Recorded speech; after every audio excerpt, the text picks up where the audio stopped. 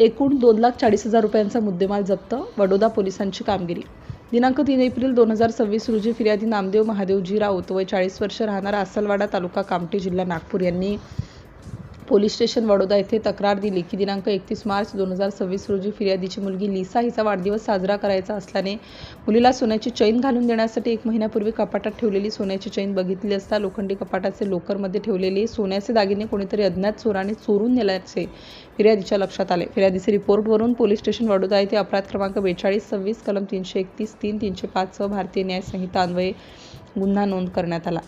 माननीय श्री हर्ष पोद्दार, पोलीस अधीक्षक नागपूर ग्रामीण, श्री अनिल मस्के, अपर पोलीस अधीक्षक नागपूर ग्रामीण, उपविभागीय पोलीस अधिकारी कंधान, श्री संतोष गायकवाड यांच्या मार्गदर्शनात वडोदा पोलीस स्टेशनचे सहाय्यक पोलीस निरीक्षक श्री मनोज गदादे, PSI महेश बोथले, पोलीस हवालदार प्रणय सिंह बनाकर, दीपक दरोडे, अतुल निंबारते, नितीन सार्वे वडोदा पोलिसांनी सदर गुन्ह्याच्या तपासादरम्यान सदर गुन्ह्याबाबत फिर्यादीस केलेल्या विचारपूस दरम्यान फिर्यादीने सदर कालावधीमध्ये जे लोक त्यांच्या घरी येऊन गेले त्यांच्यावर संशय व्यक्त केला.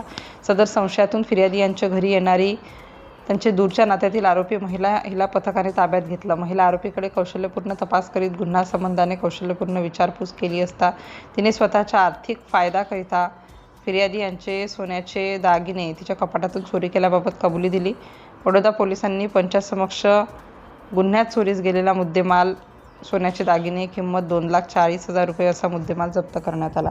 सिटी इंडिया न्यूजसाठी नागपूर जिल्हा उपसंपादक अनिल ढोलवार.